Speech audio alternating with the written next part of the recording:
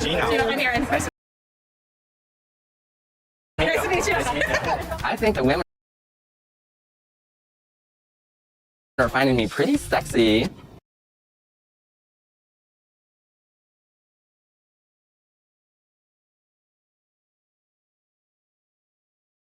Meeting women in person would probably be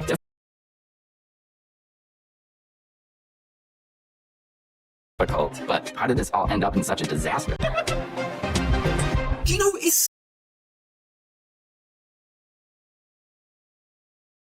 single again, and honestly, he's acting like he's a man on a mission. He's hitting the gym, sliding into DMs, and he's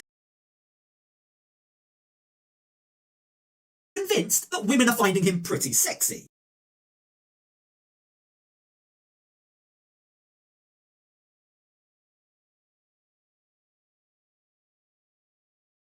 But, spoiler alert, they're not. In fact, his singles event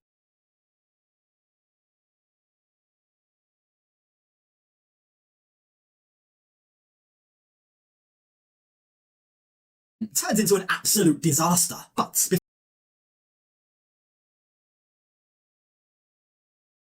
before we get to that, and before we get to his bid to impress a familiar face,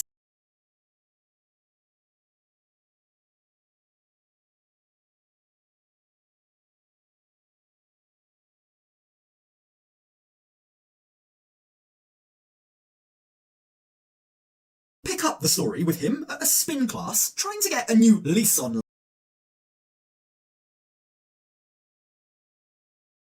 life. I'm working out again, getting myself in shape after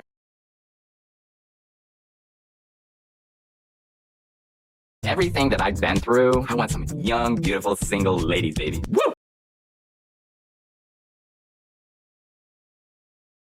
See Gino, he gives off even bigger creepy old man vibes.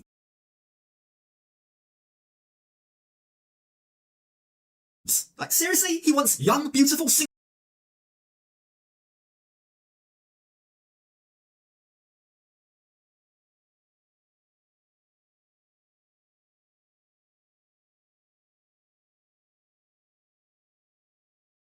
ladies. Has he not looked in the mirror recently? Like, what exactly is he offering those women? In the past, you might have said, well, he's giving them money, but he's not even doing that anymore. He's got a dirty house, money he refuses to spend.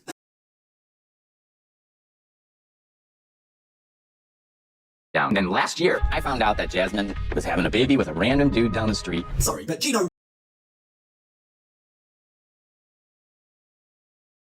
really is rewriting history here, isn't he? Now, don't get me wrong, if you've watched any of my Gino and Jasmine videos in the past, you'll know that I'm no fan of Jasmine. But Gino isn't exactly an innocent victim in all of this either, whether he likes to admit it or not.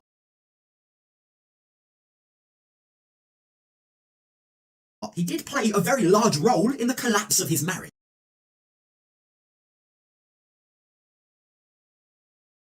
And besides, saying that Jasmine had a baby with some random guy is just weird. It's not true.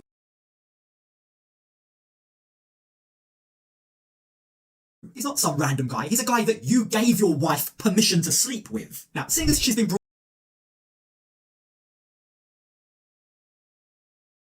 up, just a quick update on the absolute mess that is Matt and Jasmine's relationship. It's an on-again, off-again nightmare. It's almost impossible to keep up with them. But, as of right now, it seems like it turns out that creepy Gino used to use classified ads in newspapers. The experience of actually meeting someone and having to make a good first impression is intimidating for him. But, at least the singles event comes with activities.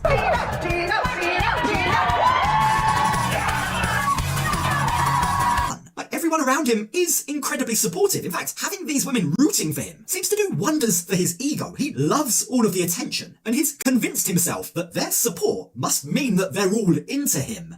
What's your name? Gino. Gino, I'm here. Nice to meet you. See. Or Gino speaks to multiple other women at this event, and in fact, two of them would like to know more about him. They ask why he's there, and he shares that he's recently single, which leads to the obvious follow-up question. How long have you been divorced? Well, I'm not divorced yet. Okay. Well, I'm married but separated. We don't live together. Yeah, responding by saying I'm still legally married at a singles event is a bold strategy. You don't have to be a genius to realise that alarm bells are ringing for these women. That's a big no from both of them. In fact, one of them even goes on to say she doesn't trust Gino. Her gut instinct is that Gino is hiding something. So they go on to ask him, what happened with your ex? And of course, as we all know, Gino loves to tell his victim story to anyone who'll listen. she met a random guy at the gym, and cheated on me with him. What? And then, Conveniently forgetting. But even he realizes this probably isn't the best topic of conversation for right now. Like, for as much as he loved for him to be using. I mean, his story doesn't exactly make him look more appealing to these women, does it? So he tries to turn the conversation around. what are you guys looking for in a man? If Gino thought that was a smooth redirect from talking about Jasmine, well, he's firmly mistaken. It's funny, like, he's here asking what they're looking for in a man, knowing full well that he won't be able to provide it to them anyway. But, you've got to say, the way that those ladies reacted did come across as a little mean. Like, It would be difficult, but how did this all end up in such a disaster? it ended in disaster, Gino, because you opened with, "I'm married," and you closed talking about your ex-wife's pregnancy. But,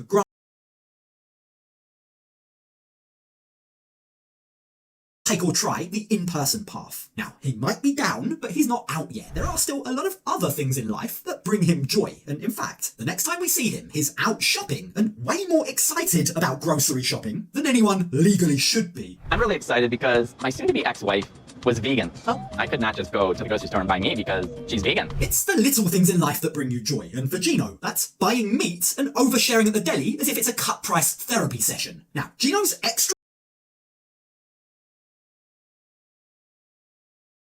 as he goes on to share, his online dating love life has recently really improved. The images that he shares on his social media. I had lots of women sliding into my DMs lately, and I love it.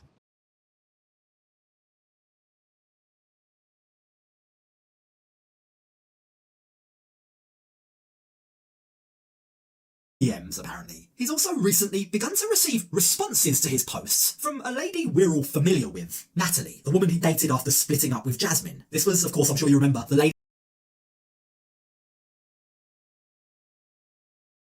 who went with him to cousin Dana's birthday party, where everything exploded. Why are we bringing the horse from Vegas? Oh, really? You should watch her mouth. Don't touch her. Relax. That was a mess, and after that incident,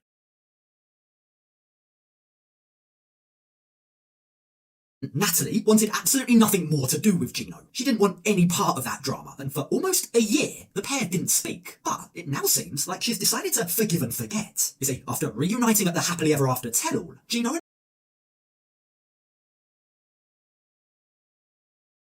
Natalie did begin exchanging text messages, and they've remained in touch ever since. This is my chance to build a relationship with her. But after everything that's happened, it's going to take a lot of work. I really feel like I have a lot to prove. This time around, Gino says, I know that she won't trust me easily, and that might just be the understatement of the century. Like, let's not forget,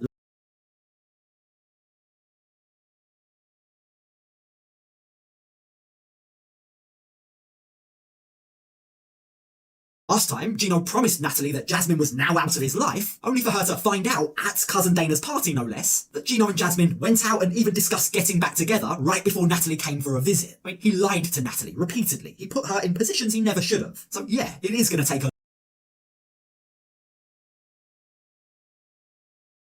lot of work. He does have a lot to prove. His words aren't going to cut it this time round. And remarkably, the next time we see Gino, he's packing. Why are you packing up shampoo? Well, I gotta wash the hair, right? The little hair that I have, the patch of hair on my back of my head. I shampoo it, I condition it, I take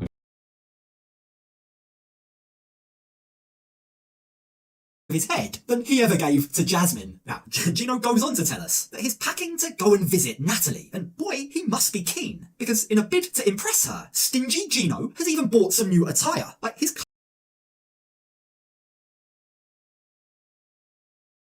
clearly in high spirits. He has a lot of high hopes for this trip. Aren't these sexy? I mean, holy cow, that's some sexy ass underwear right here. A lot of our talks through text has been a lot of small talk, to be honest. Firstly, no, that's not sexy underwear. But secondly, the confidence gap here is staggering. Like, he and Natalie have only shared small talk,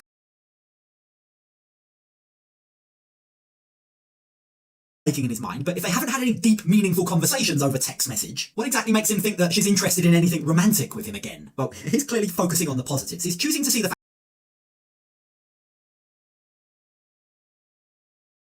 that she's invited him to visit her as a good sign, and in fact he's hoping that while he's there on his trip, they might be able to take their relationship to the next level without the medical assistance that he needed with Jasmine.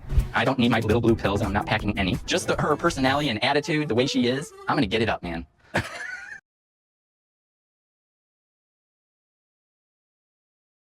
That's not exactly the full story. It's not exactly true, is it? Like, we saw that he needed those blue pills, and a lot of them, a whole box of them, before he'd even met Jasmine. Like, even back then at the very start of their relationship, in the good old days, if you could ever call it that, he needed them. But if he's convinced that Natalie has solved that,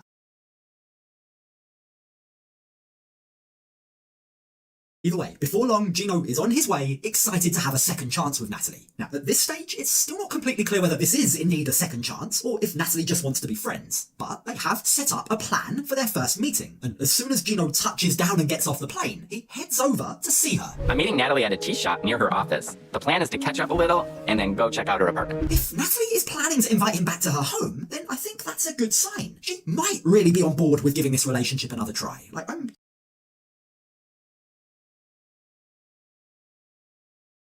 well, I guess we'll find out soon enough. But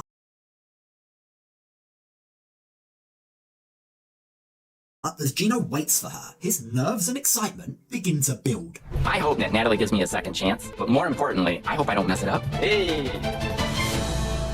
There is at least a slight hint of self-awareness here, but as much as he loves to play the victim and denies that he had any role in his marriage failing, this time round, at least he can admit that he might, and I think we all know he probably will, mess up this relationship.